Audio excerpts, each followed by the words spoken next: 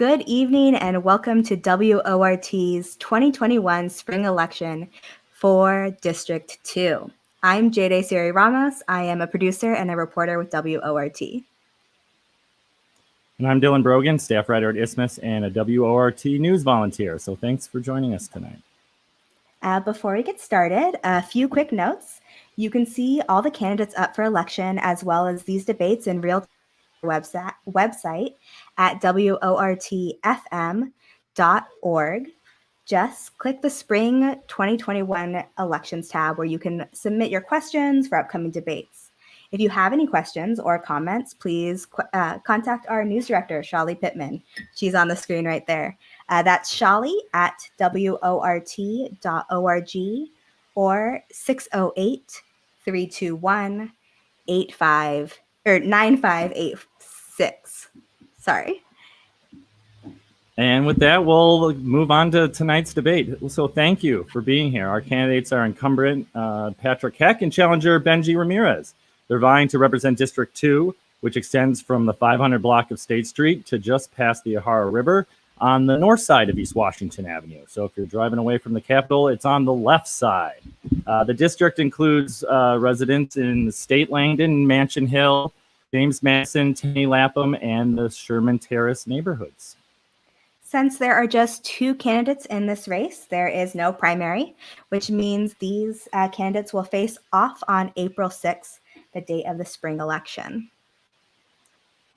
Alder Patrick Heck was first elected to the Madison Common Council in 2019. He's lived in the Tenny Lapham neighborhood since 2003. He's a climate and weather researcher at UW-Madison.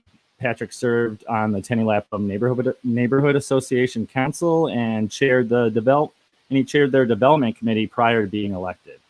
Before moving to Madison, the Alder lived in Virginia, where he chaired a statewide LGBTQ lobbying organization. And Benji Ramirez Gomez is challenging Heck for the seat. They live in the James Madison neighborhood and are a native of Madison's North Side. They are a community organizer and co-founder of Reshaping Madison Together, a coalition of grassroots activists looking to transform Madison through progressive policy and values.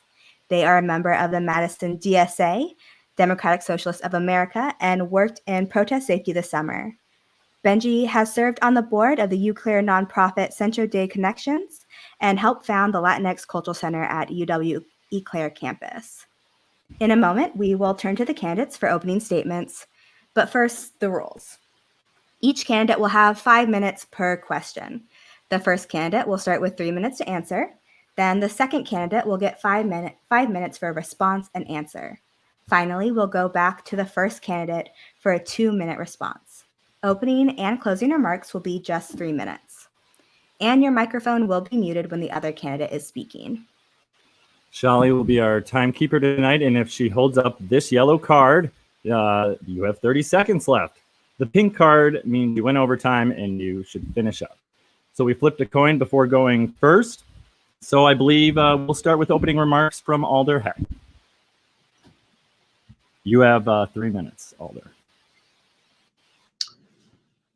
Jade and Dylan, thanks for giving me this opportunity, and thanks to WORT listeners and viewers, and thanks to Benji for stepping up to the challenge of running for Alder. Being District 2 Alder for the past 2 years has been a natural extension of my decades of public service and activism. I spent more than a decade working on queer rights in Virginia, where I marched on military facilities under gunpoint and marched and protested against then dominant religious right figures such as Jerry Falwell and Pat Robertson.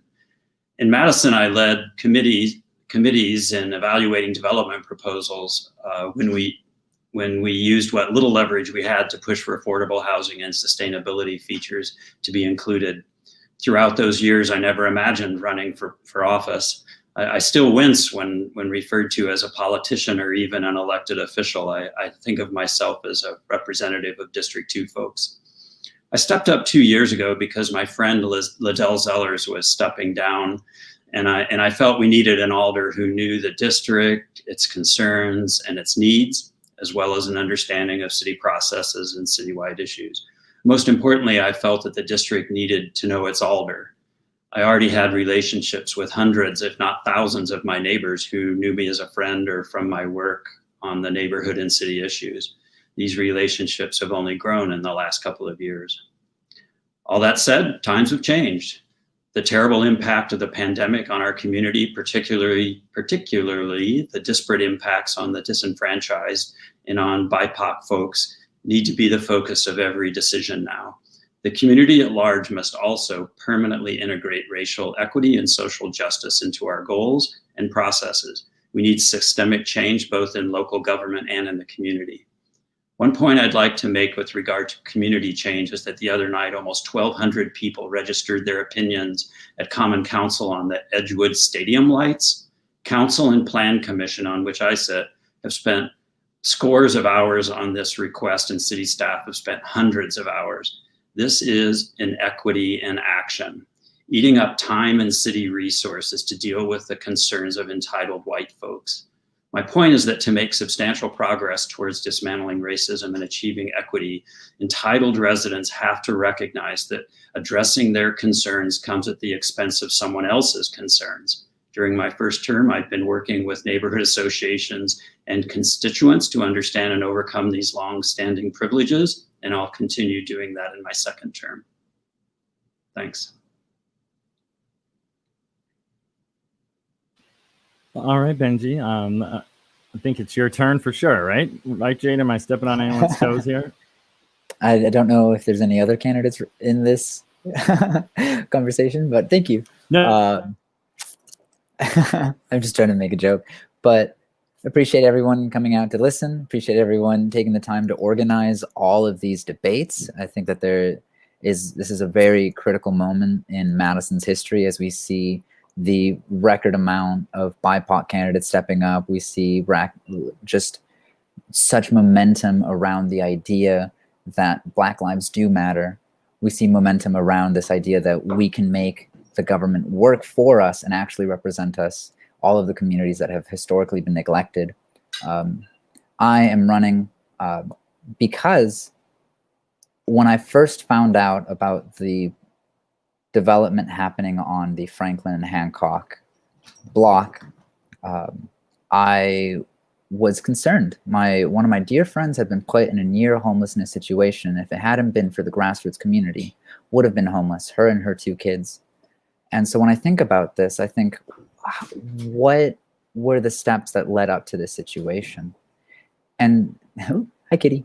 There is a situation here where the representatives in our elected government are not taking the time to actually live by their word, to prioritize the most vulnerable.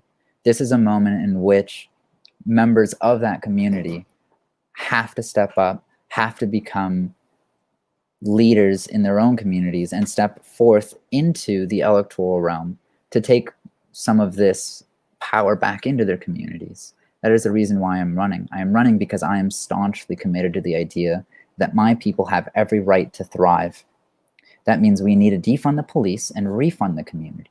That means we need to actually prioritize affordable housing and not give away our city to big plan developers. We need to take this moment to recognize that the people who are most vulnerable, who are suffering the brunt of the pandemic and the economic fallout, are Latinos. It is Black people. These are situations that we have been forced into for the entire history of the United States, and enough is enough. If we are going to live by this word of prioritizing racial equity and justice, then we need to step aside and allow members who are most afflicted by it to step forth and make these decisions. Both of my parents are from Mexico, and they came here for the promise of a better life, and they have been found. My mother has found herself in a poverty-stricken situation for her entire stay here. This is lived experience that I hope to bring in office as I step forth and challenge incumbent Patrick Heck. Thank you. Thank you both for your opening remarks. Now we'll move on to the questions. Our first question today is, in the last 2 years, the City Common Council created a civilian oversight board and an independent police monitor position. Alders limited what and how much the Madison Police Department can receive from federal military surplus programs. And there is currently a proposal to ban or restrict the use of tear gas. What do you think of these recent steps made by the council? And what, if any, additional police reforms do you support given the protests against police violence and several nights of civil unrest downtown this summer? Benji, we will start with you. You have 3 minutes. Thank you, Jade. Well, first and foremost, we need to start by demilitarizing the police. There is no reason that denizens of Madison should fear the state. But as we have seen throughout this summer, tear gas was deployed in record amounts that had not been seen since the mid-1900s. And that is a shame. That is an outcry. And when we look at why these record amounts of chemical weapons have been deployed on citizens, it's primarily because people were out in the streets fighting for Black liberation. And when we look at Madison and we think of ourselves as progressive, we have to reconcile with the fact that Madison and Dane County at large hold some of the highest incarceral rates per capita in the nation. This is again, a situation that should alarm folks, a situation that should call people in, but people turn a blind eye. And so when we think about the Civilian Oversight Board, this is an instrumental move to give power back to the people. But yet that this nationally recognized model has been curtailed by the Common Council. They currently do not have the power to hire and fire police at their discretion. That is not civilian oversight until civilians actually have the discretion to choose who is keeping their streets safe. This is why we say in the streets, we keep us safe because we cannot rely on this instrument of the state as it stands. And with that, I yield the rest of my time. Thank you, Benji. Patrick, we will go to you. You have 5 minutes to respond to Benji's remarks and also answer the question. Thanks. I guess I'd respond in a couple of ways. First of all, I agree that the Civilian Oversight Board and Independent Monitor are absolutely crucial entities, and I've supported their formation all along. I don't agree that Common Council has limited the power of those entities. It's really state law that dictates that the Police and Fire Commission have hiring and firing power. I don't care for that, but it's state law that dictates that, not Common Council. I hope that can change sometime in the future, and that the city should advocate for reworking the incredible power that the Police and Fire Commission currently have, including the power to hire our new police chief. I also agree that tear gas is a problem, and that's why last year I submitted a resolution with Alders, Bedar, and Furman to ban tear gas. And if that had passed as we wrote it back in November of 2020, tear gas would no longer be able to be used by MPD in any way, shape, or form. Unfortunately, that resolution was amended by Common Council and turned into only requiring that MPD report on their use of tear gas over the last couple of decades and give some information about potential de-escalation techniques and alternatives. And I think a lot of people are familiar with that report because it's gotten a fair amount of attention. That was not our original goal, to have just a report. Our goal was to ban tear gas entirely, and that did not pass. It was amended to just do the report. I think we have a lot of work to do right now, is to figure out what our next steps are. My goal is to continue working on a tear gas ban. What shape that might take, I don't know. My goal generally is to pass a resolution or an ordinance change, not just to make a statement, I think it's great to make a statement, but I also want to back it up with action. And I'm working with a few other alders to study what other cities have done in terms of tear gas bans, to see if we can find something that will get the approval of at least 11 alders. But I do plan on moving forward with that. As for the report that MPD put forth, it doesn't mean that that's the final word on what alternatives or escalation techniques might be by any means.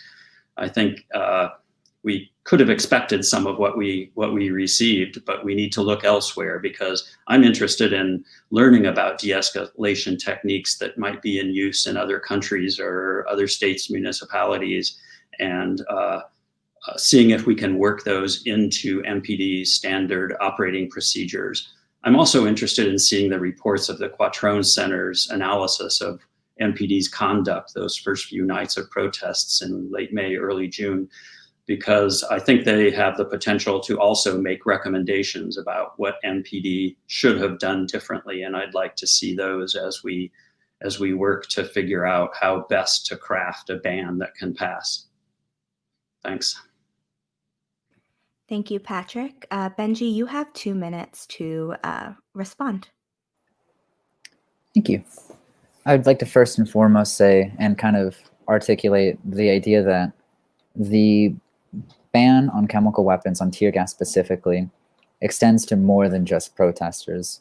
When MPD goes into residential areas, they are tear gassing all of the residents living there. There's reports of Langdon, folks living on Langdon, who were completely unrelated to the protests happening, and they still woke up to tear gas. I knew that my house on Franklin, they woke up to tear gas. And so when we talk about this, we have to keep reminding ourselves that this is what the nature of these weapons are, and we have to recognize that when we look at the council as it stands, a majority white council decided not to pass the resolution. This is a moment where we need to actually elect and allow BIPOC to start making these decisions that are affecting us. Because without that power over our own lives, without that autonomy, we're going to keep being subjected to laws from other people, laws from other folks who don't understand our own lived experiences. Thank you.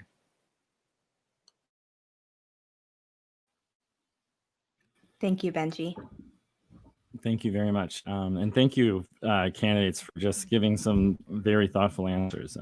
Our next question is about how the district is evolving and was suggested by the Tenney Lapham Neighborhood Association. So the Johnson Street Business Corridor was, really taken off before COVID. So we're several blocks of East Washington Avenue. There's been a big transformation in the last decade or so. And a big swath of downtown Madison and the Capitol Square are in District 2 and provide an important economic and cultural role for the entire city. So just assuming that the nation is hopefully starting to return to some kind of normalcy within the year, at least within your term, if elected, can you tell us what kind of economic business development you would support on the council, and then explain the type of changes to District 2's character that you'd like to avoid? And we'll start with Patrick, who has 3 minutes. Thank you. Well, that's kind of a broad-ranging question that honestly I'm not terribly prepared for, so I'll have to think about this on the fly. I think that generally all the infill development on East Washington has been a real positive for the city and for District 2. When I moved here, East Washington was essentially defunct car dealerships and empty parking lots. It's now providing housing and jobs and generating activity that has made the area a desirable place to live. It's made opportunities available to us, like pursuing bus rapid transit. Unless we had these high density corridors, I don't think we'd have as much chance of securing the federal money that we need for bus rapid transit. It's generating tax revenue as economic activity does, which is fantastic. Being a tax incremental financing area, a TID, a tax incremental district, the revenue generated from that development and some of the economic activity can be used to subsidize affordable housing and things like that, I think we're just getting started on. Alder Rummel and I have sponsored this past budget cycle a budget amendment to have a public engagement process to figure out what we want to do with that tax, with that increment, the difference between the value before the development started and currently, which is substantial, and the taxes on that can be used for affordable housing and infrastructure projects. And I think it's important for the entire community to be involved in that decision. So those funds can also be used for further economic development, either in this TID, and we've also have the potential to donate some of that increment to South Madison and areas that are less affluent and also need these types of improvements. So I'm also interested in that. In terms of the neighborhood, I think that the neighborhood, much of it has been relatively stable for quite a while, but I do think we need to think about change in the entire neighborhood. We need to keep much of the scale and affordability that we have,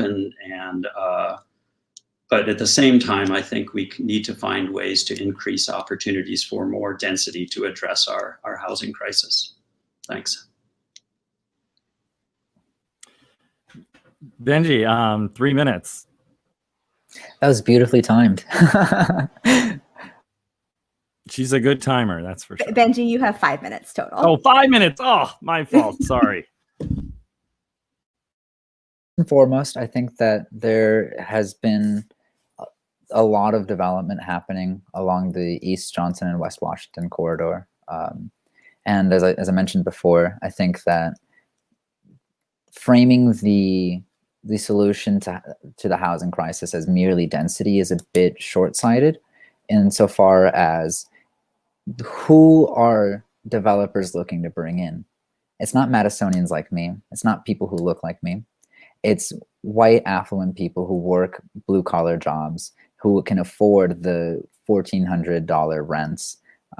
And I can assure you that a lot of me and my homies who have grown up on the north side and near east side can't afford that. I think that as we start to look at what the future of Madison holds, we have to start educating our own residents about cooperative economics, perhaps allowing and opening up for microloans, things that will actually take it an imperative to folks' lives and their understanding of their situation to allow them to move out of it, to start taking some autonomy and control over their own lives, as opposed to always having to fork over 40 or 50% of their rent to their landlords. I think that we as a city should start moving towards guaranteed housing. There is no reason that housing should be dictated by somebody's wealth. Housing is a human right. Everyone deserves to be housed. And so when we look at these situations, it's all connected, right?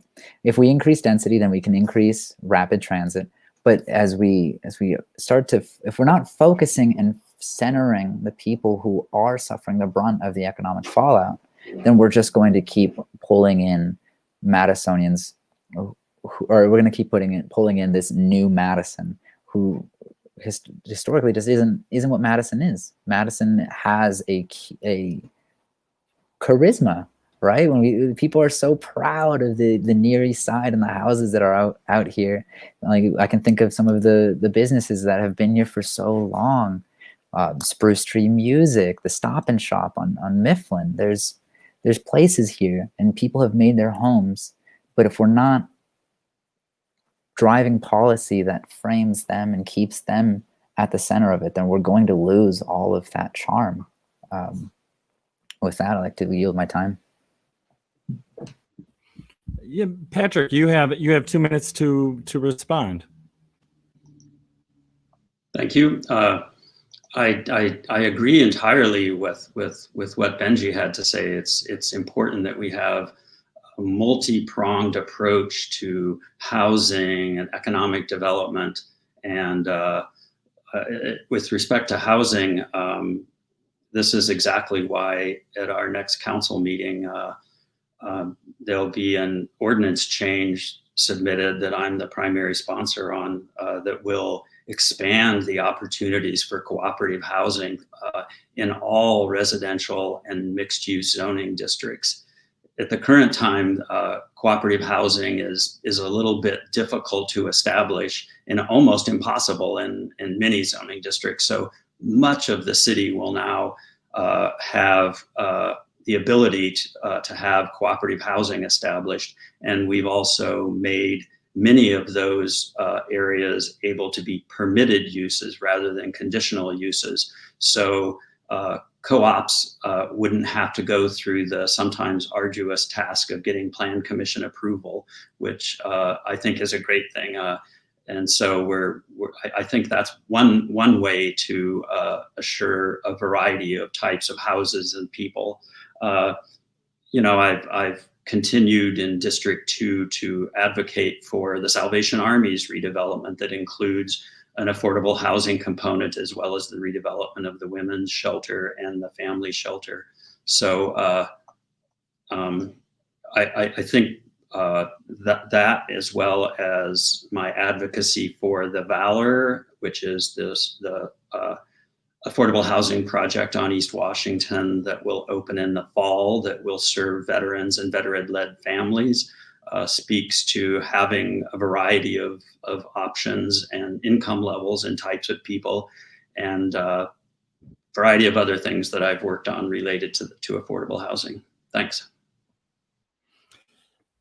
All right. Well, lucky for all of us, the next question kind of hits on a lot of the same themes.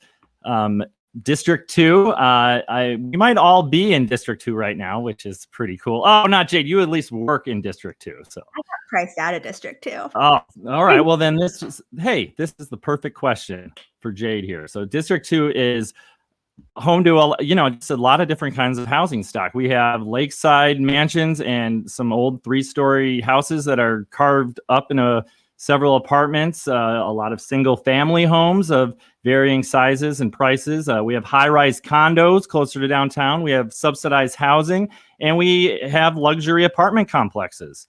But what's kind of true of all of it is that we're seeing home and rent prices continuing to rise, and that does, like our host Jade, that makes it less accessible for a lot of people.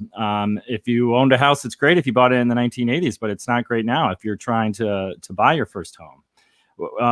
So we hear a lot about the need for affordable housing, but I really want to get into specifics about District 2 and how do you like to see affordable housing proliferate, and also what do you do about opposition at the neighborhood level that we see so often? But before we have you do that, and we'll start with Benji, what do you consider to be a reasonable price for monthly rent for a 1-bedroom apartment in District 2? And then you can go on to my big, lengthy question about just affordable housing, period. Okay, well, as somebody who has lived in one-bedroom apartments with my single mom, we were paying about like $800 a month. And so that to me is, I know that that's a lot. Like I watched my mom put in like 60, 70 hours a week, and I know that wasn't sustainable. I know it's not sustainable now. Ideally, something like that would be 600, maybe like 700 at the max.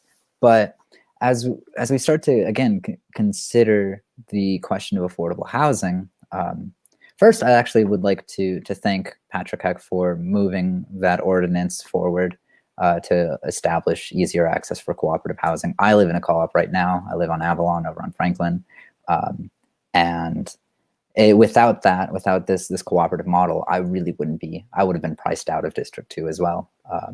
Right now, my rent is below $500 a month, and it's accessible. It's accessible to people who look like me. And honestly, I'm like one of two dark-skinned folks on Fran. If you're out there, I would love to meet you. But as somebody who has lived in co-ops since I became an adult and was emancipated from my parents, I look to this initiative that Patrick Heck is bringing forward with enthusiasm, because then that means that if I were elected to office, I can actually start to help and turn to my neighbors and say, oh, you want to establish a co-op? Cool. These are the resources. This is how you sign up. This is how you can go to NASCO and all of these other things. I'm plugged into this community out here. This is what I love to do, right? We turn horizontally and we support one another. I mentioned prior that we should be moving towards guaranteed housing, because I don't think anybody should be making a profit off of people's housing. When we think about the expansion of coordinated entry, people often say that coordinated entry is a misnomer because nobody gets in. And that's where again, we have to consider the connection to everything else, right? Why are we militarizing our police when there are folks living on the street? So all in all, I would be in favor of a vacancy tax to ameliorate some of the lack of funding for housing initiatives and be moving towards a housing guarantee. Thank you. Patrick, so what do you think are reasonable prices for a one-bedroom apartment in the district? And then, tell us more about what you think the district can do to improve just the housing situation in the district, and kind of what to do when there is some neighborhood opposition that or people are at least very interested in, and you're familiar with that.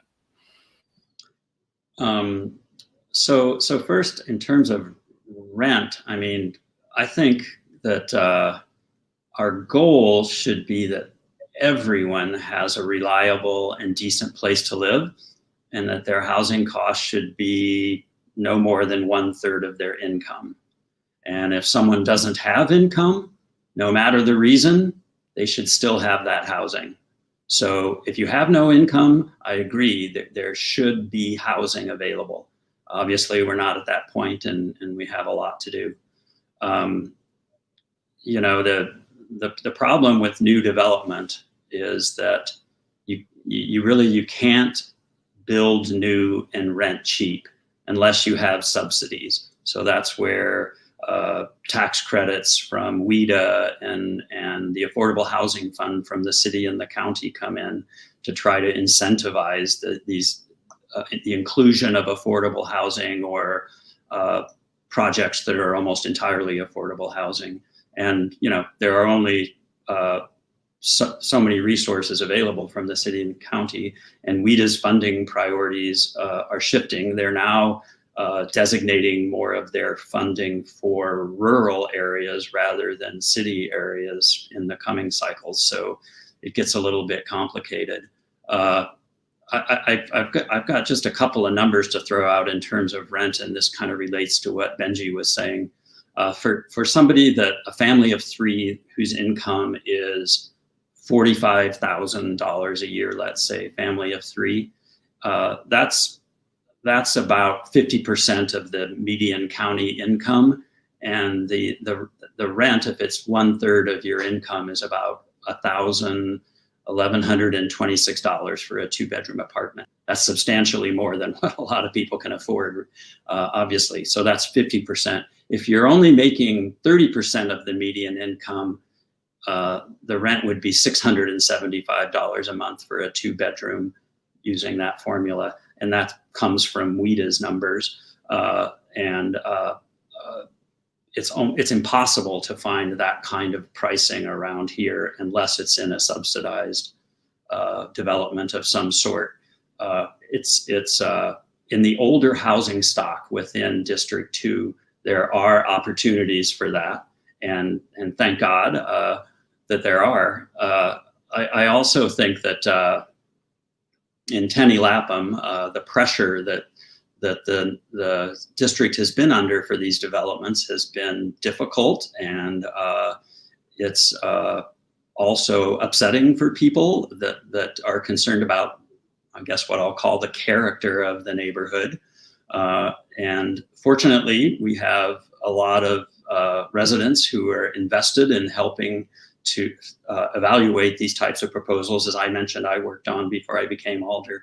But I think they also share the goal of keeping things as affordable as possible and having a variety of people live in the neighborhood, which is part of its character. It's the district has been diversifying, and I hope it continues to do so.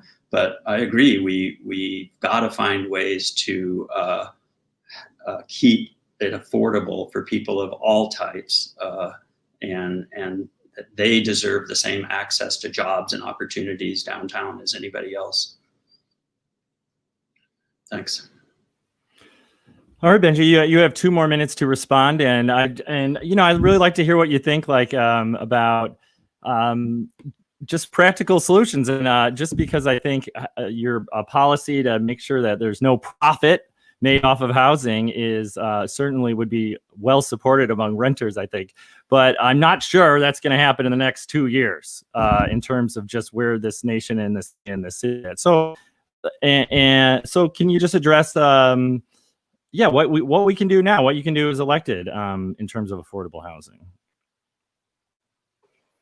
Well, one of the, as I start to look at like what we can do today and some actionable items, while I don't have all of the specific numbers of housing guarantee, I think that is still something that we should be introducing into the public discourse, right? It's something that we should be moving towards, because historically, when we think of our government and we think of, well, we're not there yet, right? That is this idea that, oh, your time will come, but not right now. No, this is why folks out on the streets are saying demand. We need this now. We needed this yesterday.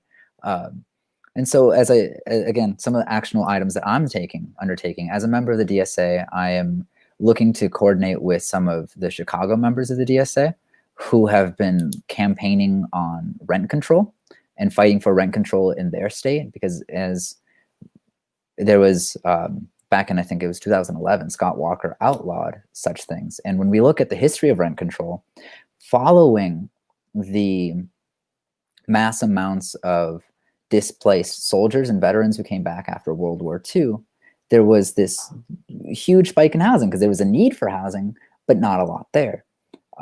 And so rent control came out as a way to mitigate and keep housing affordable for folks. So part of my own strength as an organizer is that I can introduce conversations. I'm already on the ground. There is no hierarchy. I'm not in government. I'm not separate. I'm out here working with folks to actually raise their own expectations of what government can do.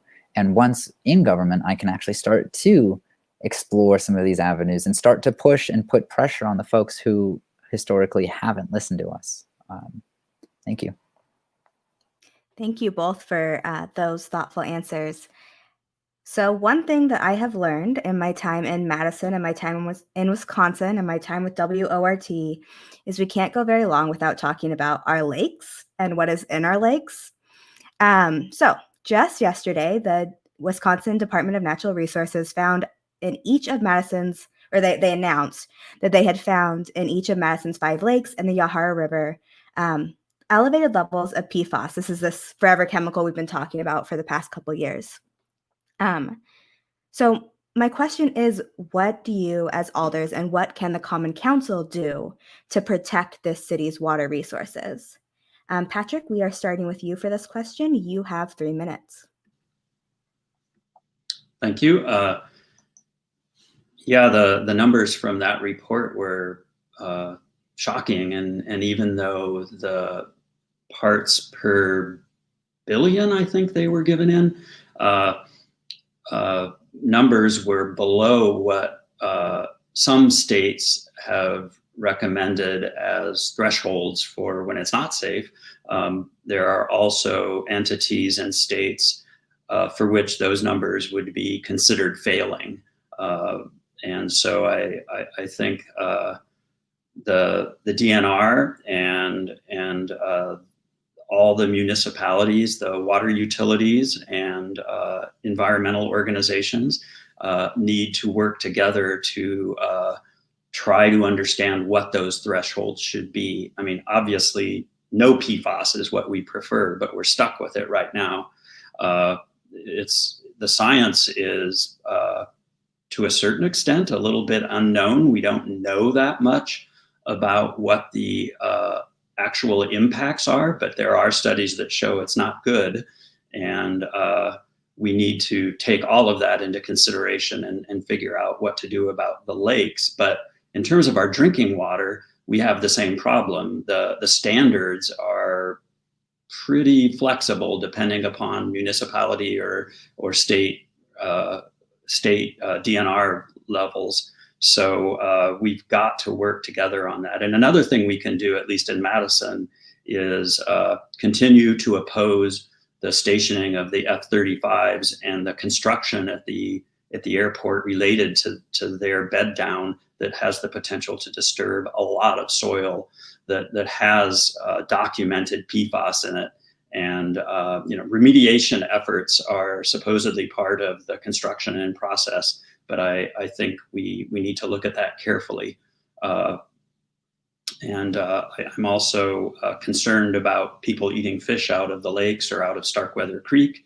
And I think that the public health and the DNR and other stakeholders need to work quickly to make sure to inform people right away about the PFAS levels and what the dangers are. Thanks. Thank you, Patrick. And Benji, you have 5 minutes. Thank you. Yeah, I would first like to raise up some of the ideas that Patrick Heck put forth, right? No F-35s, which are harming primarily communities of color, communities struck in poverty. There is, and opposing the development at the airport. Those are two very fundamental and pivotal things that we can do. I think that as we start to talk about the conversation of the lakes, we also have to work in tandem with the county. There is only so much education that we can run from the city, but when we look at some of the runoff that comes into our lakes, it comes from all over. It comes from Fitchburg and Verona and Wanakee, some of these communities that are doing large level industrial farming. And so if we can start to coordinate with them at the county level, to start passing some legislation that does ban some of the pollutants that are running off into our lakes, we can actually start to coordinate and pass, there's a cat, and pass the policy that is going to ameliorate some of the effects of the PFAS and other contaminants in our lakes. What was the other part of the question? I just want to make sure I hit all of it. It was really what we can do about protecting our water resources and PFAS. So I think you have hit everything, unless you wanted to talk more about chemicals in our water. No, I mean, I don't have much more to say on it, but I do want to say that I am staunchly proud of our lakes. I think that is something that gives Madison another level of identity. We are built on the isthmus. We've got Dylan from the isthmus. So this is something that we characterize ourselves as Madisonians, and it gives way for a lot of identity. And it was something that we should be working to protect. Yeah, I'm going to yield the rest of my time. Patrick, do you have anything else on protecting our waterways and PFAS? I mean, I agree with what Benji had added, and I guess I'd reiterate what Benji brought up about large-scale industrial farming and the impacts that those have on lake quality, and I think when I moved here more than 15 years ago, I dared to swim in Lake Mendota when I first arrived, and I really am not anxious to do that any longer because of I think primarily because of the runoff from farms and the phosphorus that feeds the algal blooms and other pollutants that end up in the lake. That's not necessarily related to PFAS, but it's probably not a good thing to be swimming when there are high levels of PFAS either. Yeah, I don't think I really have too much to add on PFAS in particular. Well, lucky for you, we are staying with these lakes that you, I think, both love. We have a flooding issue in Madison. In the summer of 2018, the streets, parks, homes of specifically District 2 were subject to a massive flood. Residents were kayaking down the streets and you couldn't drive through them. The National Guard and residents had to sandbag many homes. And it wasn't the first time Madison flooded, but the ordeal prompted a renewed conversation about storm drainage, lake levels, orienting infrastructure to deal with the effects of climate change. On top of these conversations that are happening, do you have solutions that District 2 or that the council can take so that District 2 does not flood like this again? Benji, we are starting with you for 3 minutes. Yeah, thank you. One of the most inspiring policy measures that came out of the 2018 flooding was the purchasing of farmland surrounding Pheasant Branch Conservancy. As somebody who spent a lot of time hiking through there,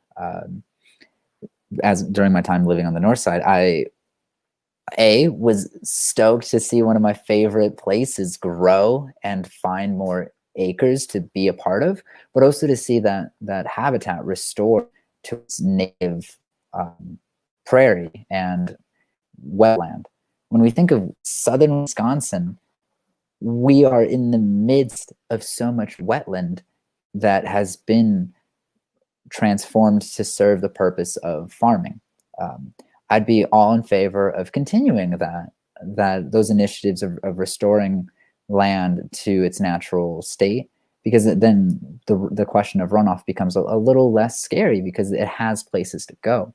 There's an enormous amount of empty space in James Madison that some of that could be restored. There's already an initiative to restore more of Tenney Park. I would be curious to see how we can keep moving and coordinating throughout the rest of the city to ensure that as we watch because climate change isn't going anywhere. This is something that we're going to have to keep being creative and instigating new measures to prevent some of this flooding. And so we have to give that water places to go first and foremost. Yeah, I yield my time. Thanks, Patrick. Thanks, Benji. Patrick, you have 5 minutes. Thanks. Yeah, I agree with Benji that the water has nowhere to go. And there are a variety of approaches that are being taken to try to address that. I think first and foremost, we have to recognize that Lake Mendota in particular needs to be lowered. It's just way too high, and that's a source of a lot of the problems since it's the major lake and its own watershed is so large. The county has been dredging the channels between the chain of lakes. They've started at the bottom of the chain and are working their way up eventually to District 2 between Monona and Mendota. But I think that's going to help. The county has also purchased some land in order to do exactly what Benji was referring to have somewhere for water to go when it's high, and that's thanks to Supervisor Yogesh Chawla and others who spearheaded that effort, which I think will be a big help. The city has funded, and I sponsored this budget amendment to, not an amendment, but a budget item to fund the East Isthmus and Yahara River watershed study that currently they're modeling, how water moves through the isthmus when there are different types of rain events. So they're currently modeling that, and then they will move on to a stage where they're going to evaluate potential recommendations to alleviate flooding anything from infrastructure changes to need to have more dredging, need to have somewhere else for water to go. So that there's some hope on that front too. Also, I think addressing storm water runoff in new developments also will have an impact. And I was happy to support the recent changes to our ordinances that enacted a whole series of ways to address runoff, both in more suburban style developments, but also in the types of larger buildings that are being built closer to the city center and in the city center. Requirements for retaining a certain amount of water in different types of rain events, as well as green roof requirements and things like this. Thanks. Thank you, Patrick. Benji, you have 2 minutes if you would like to respond. Yeah, I do really appreciate that idea of green roofs and mandating as it comes. I know that you serve on the Plan Commission, and I'm curious to see more work come out of that. One of the things that I, as somebody who's always been a renter until I moved into co-ops, that I didn't know about was rain barrels. Like there's a way that you can start to facilitate and take some of that water back and use it. And so I'd be curious to help renters and owners here to be able to incorporate some more and to keep finding these creative ways. I think that as we start to engage in this conversation of where does the water go, we have to renegotiate our relationship to water, which is what a lot of white settler colonialists just aren't in the process or on the forefront of their mind. As somebody who comes from a native background, I think that we have to start, again, having these conversations. And as a community organizer, I'm interested in facilitating and getting out onto the streets and helping folks through this process of reconciling our relationship to Earth. But other than that, I don't have much more to say as to the lakes. Well, we're going to talk now about transportation. Do you support the mayor's push for a bus rapid transit program? And has COVID changed how we should look at transportation in Madison? And just because I like to load up these questions, evidently, we also hear a lot about noise complaints, right, with the city from residents in your district. Have you heard those loud motorcycles that frequent down Gorham and Johnson late at night during the summer? So let's begin with Benji. You have 3 minutes. Actually, I think we flipped around a little bit with some questions around. All right, my fault. Patrick, let's talk about whether you've heard those motorcycles and whether you support bus rapid transit and how does COVID impact that? Obviously, things have changed. It's a different scenario now with transportation. Yeah, I mean, I definitely think bus rapid transit is something we need to do. Not just one east-west line, although I understand that's what the current application is for, and you got to start somewhere. But I think we need to prioritize the north-south line too, so that we can connect South Madison and North Madison with the rest of the city in the same manner and provide opportunities for folks that live in those places too.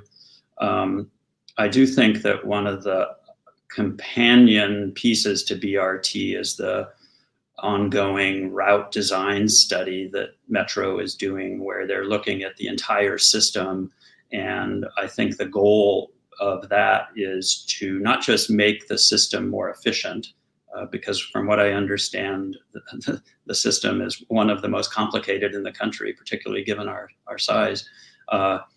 We need to serve areas of Madison who are currently underserved, particularly areas full of people who are not traditionally engaged or are disenfranchised, communities of color, and who currently have to take an hour-and-a-half bus ride or something like that in order to get to work. And it's extremely inconvenient and time-consuming. It's really quite absurd. And I think that route design study is going to be a big part of what is going to make the bus system more equitable. And I think with respect to COVID, yeah, that's tough. I mean, I think that assuming that we get to a safe place where people can take the bus in safety, I think the BRT and the route change will help a lot. But like other aspects of the city that sometimes are not particularly exposed, the transportation system under COVID has exposed disparities that have always been there, but they're just more apparent, and life has been even more difficult for those who have been disenfranchised in the past. So we got to keep an eye on that. The second part of your question was noise. Yes. Well, believe me, I've received a lot of communications from constituents about noise on East Washington and Johnson Gorham, even into Langdon area. You know, the pandemic is a strange time.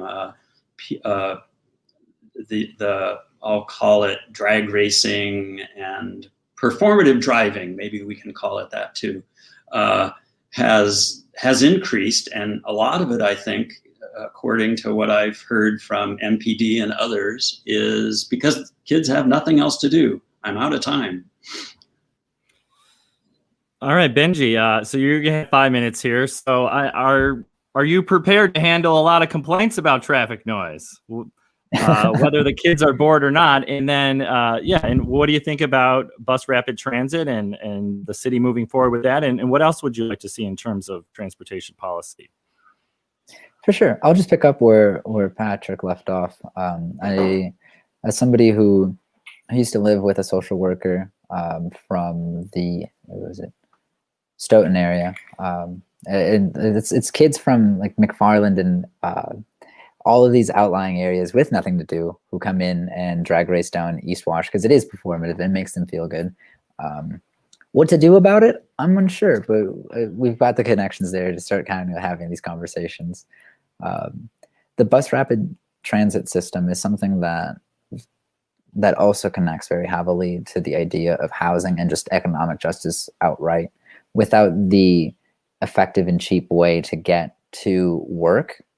People can't make their money, and if people can't make their money, they can't afford inflated housing costs. So I do want to raise up what Patrick said of expanding the north and south side. As somebody who had to bike the 12 miles or the 6 miles between the north and south side, I will say that expanding that would make my life a lot easier.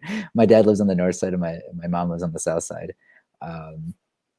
But beyond that, I think that we should be moving towards fare-free busing as well, and understanding that, like, amidst the pandemic, when that was something that had a tangible impact on folks' lives and their livelihoods. I know it had an impact on mine because I was able to actually bus to work and then be able to move out of a shoddy housing situation that I was in.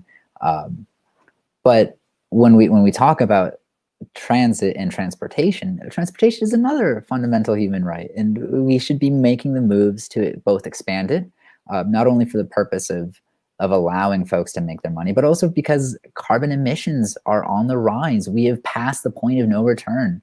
We have to be doing everything that we can in our power today, yesterday, to be able to not burn our planet down. When we talk about traffic, people always get frustrated with traffic, but they don't recognize that they are traffic. They are people who are sitting on the belt line, congesting the whole system up. If we can start to move away from every family owning a car and instead start to shift our dependence onto public transit, then we can start to alleviate some of our own emissions, and keep pushing for folks to be able to live sustainably. Right now, because the bus system and other forms of public transit are not up to par, folks have to start turning to fossil fuels and other methods to be able to transport themselves around. And as somebody who owned a very cheap car that was not doing its best, there's even the conversation of safety involved there, because then the people aren't driving around crappy cars. But I think that I am ready to field some of these complaints. I can, at the very least, pass them off to some of the social workers who are dealing with it, and they can have that conversation. But when I think about that conversation, at least it's a conversation. At least it's giving folks an on-ramp to get engaged in some of the situations that are happening in our city, because I think we live so disconnected from everyone and everything. We start to other folks. It's just those people who are making noise, instead of actually calling them in and saying, no, these are members of my community. So with that, I yield my time. Patrick, Benji ended up getting to a point that we probably should have brought up, and that has to do with just how climate change is impacted by transportation. So maybe that's something that you could follow through on too, with this 2-minute response.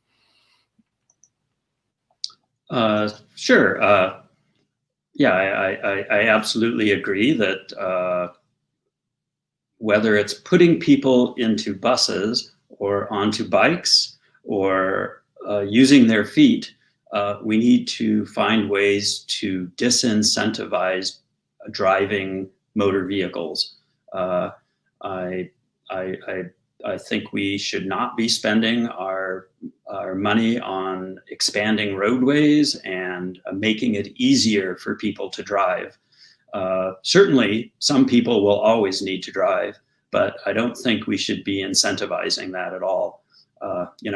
As on the Greater Madison Metropolitan Planning Organization, on whose board I serve, a few of us, not enough, voted against the new lanes that they're adding to the Beltline shoulder to have more rush hour and make it easier for rush hour traffic. And I think that's a mistake. We need to get people out of their cars whenever possible. I think that will help address some of our emissions and get us closer to our net zero goal of CO2 emissions. I'll just add one more thing about noise and on East Washington. It is a complicated subject because people are demanding enforcement from MPD. We want traffic enforcement, and I've often said, there are repercussions to that. There's so much inequity in enforcement of traffic laws, and who gets citations tend to be BIPOC people, even if they're just pulled over for speeding or a light out. So it's a complicated issue, and it's not so simple. Thank you both for that complicated question of traffic. So we're going to move to a question from our audience. We are running low on time. And so if you could just keep your response to 2 minutes. We're not going to have a rebuttal. If you would like to have a rebuttal, though, just let us know and we can do that. So this is from the listener. City meetings do not have much ASL accessibility. In fact, the city bans the public from turning on their video. Are you happy about this? Benji, are you happy about this? You have 2 minutes.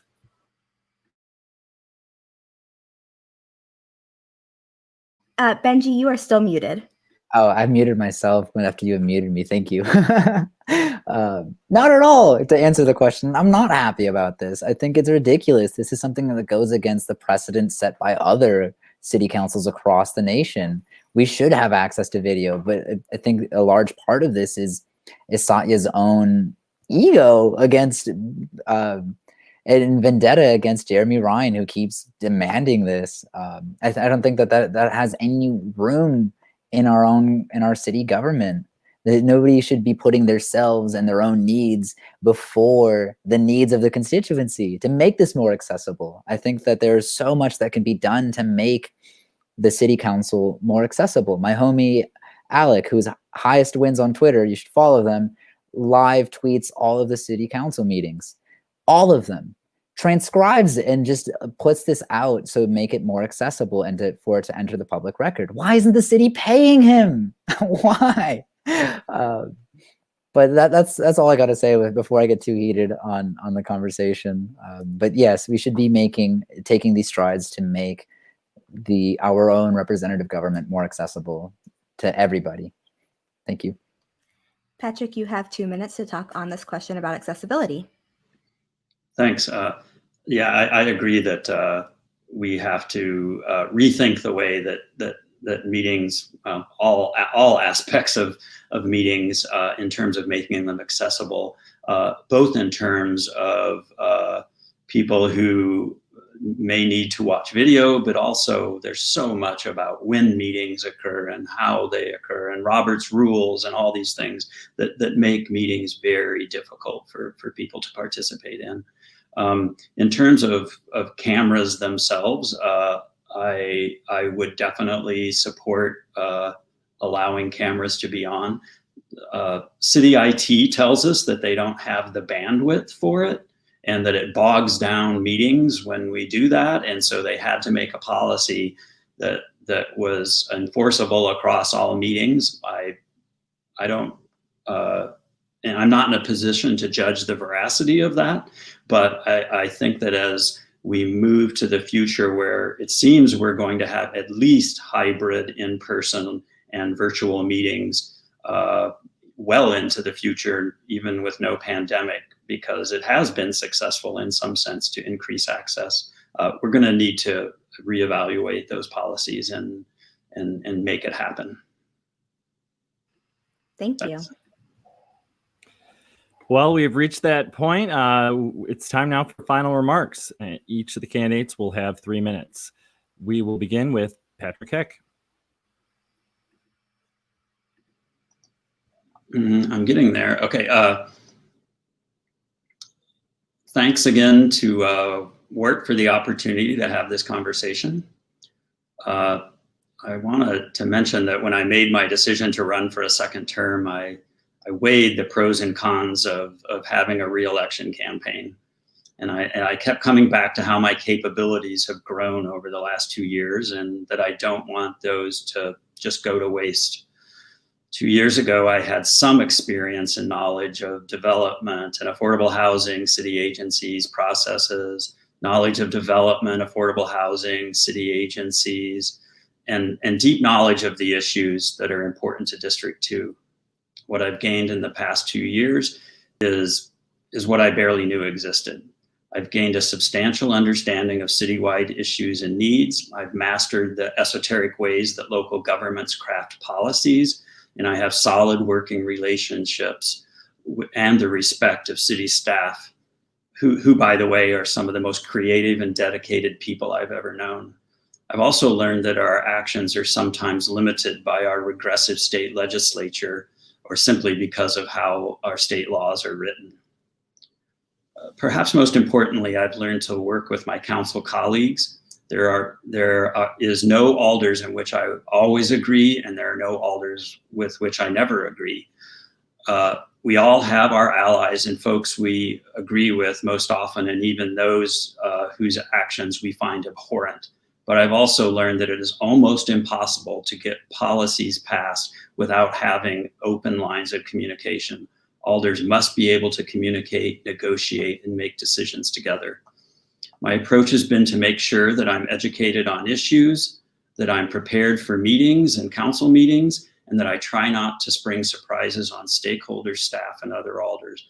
I prefer to be steady, to make progress, and get things done rather than make statements. Sure, alders are expected to be leaders and speak about injustices and important issues, and I do, but I do not govern by press release. I'll continue to use my experience and knowledge to look at all issues through an equity and justice lens when crafting new ordinances and policies related to expanding affordable and workforce housing, reducing the harm of our current public safety system, providing resources for those struggling with housing, food insecurity, and jobs before and after the pandemic, and helping our business community survive as both owners and employees can be successful and safe, and opening city process to ensure that all have access. I hope that District 2 voters will join those efforts and support me on April 6th. Thanks. Thank you. Benji Ramirez, your closing statement.